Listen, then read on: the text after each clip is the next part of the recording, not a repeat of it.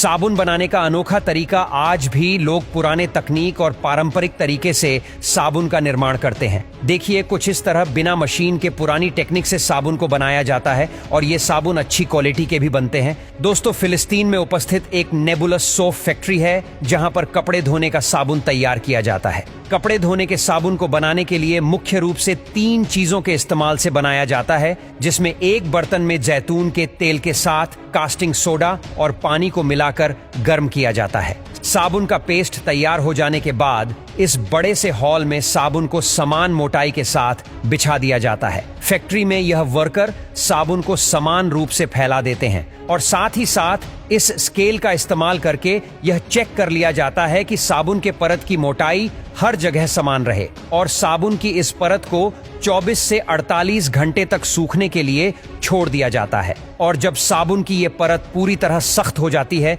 तब इस लकड़ी के झाड़ू की मदद से साबुन के ऊपर खुरदरे परत को हटाकर स्मूथ बना लिया जाता है। इस प्रोसेस के बाद अगले स्टेप में साबुन के परत के ऊपर समान दूरी पर निशान लगाया जाता है ताकि साबुन को टिकियों के रूप में काटने में आसानी रहे। इसके बाद लकड़ी के हथौड़े का इस्तेमाल करके एक साबुन की टिकियों पर कंपनी का नाम छाप दिया जाता है। साबुन बनाने के लिए इस प्रोसेस में किसी भी प्रकार की कोई भी मशीन का इस्तेमाल नहीं किया गया है। साबुन की टिकियों पर लकड़ी के हथौड़े से इस प्रकार से छपाई शायद ही आपने कभी देखी हो। छपाई के बाद साबुन के टिकियों को कट्टर का इस्तेमाल करके समान भाग में काट लिया जाता है। तो ये लीजिए, बन गई कपड़े धोने वाली साबुन की टिकिया। इस प्रकार के साबुन के निर्माण में यह कंपनी बहुत ही पॉपुलर है। यहाँ पर बनाई गई साबुन की क्वालिटी बहुत ही बढ़िया रहती है और साबुन की इन टिकियों को हाथों से ही पैक कर लिया जाता है। आज के मशीनी युग में इस प्रकार से पुराने तरीके का इस्तेमाल करके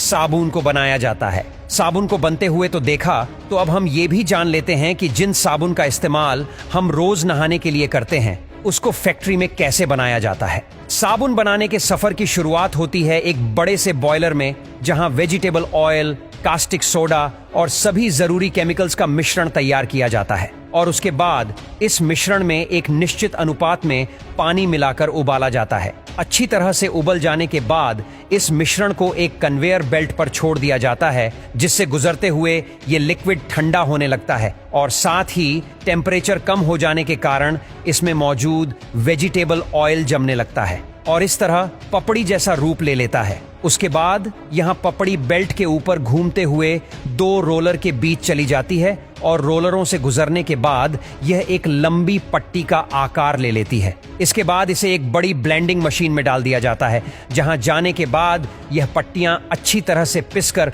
पाउडर के रूप में बदल जाता है। इसके बाद इन पाउडर को एक मशीन में डालकर तकरीबन 75 मिनट तक चलाया जाता है, जिसके बाद ये पाउडर बारीक दानों का रूप ले चुकी होती है, जो आगे जाकर दूसरे कंटेनर में गिर जाती है, जहां साबुन को मनचाहा रंग देने के लिए कलर मिलाया जाता है। लेकिन जब तक आपका साबुन अच्छी खुशबू नहीं देता, तब तक ये अधूरा होता है। तो इसलिए अब बारी आती है फ्रेगनेंस की, यानी कि साबुन के सुगंध के लिए इसमें फ्रेग्रेंस लिक्विड मिलाए जाते हैं। इन सभी को 20 मिनट तक ऐसे ही मिलाया जाता है। कई साबुन में मॉइस्चराइजेशन के लिए ग्लिसरीन भी मिलाई जाती है। यह साबुन को अधिक प्रभावशाली और स्किन फ्रेंडली भी बनाती है। अब इन्हें एक लंबे सांचे में डालकर 15 से 20 मिनट तक सेट किया जाता है। जब साबुन सांचे में अच्छे से तैयार हो जाता है, तब इन्हें एक बड़े ब्लॉक का आकार मिल जाता है। इसके बाद एक मोल्ड कटिंग मशीन साबुन की साइज के अनुसार एक निश्चित आकार में काटकर साबुन की शक्ल दे देती है। अब ये साबुन पूरी तरीके से तैयार हो चुका है। अब इन सभी साबुन को पैकिंग के लिए आगे भेज दिया जाता है। साबुन पैक हो जाने के बाद इसे बड़े बड़े बॉक्स में भर दिया जाता है। तो कुछ इस तरह फैक्ट्री में साबुन बनकर तैयार हो जाता है।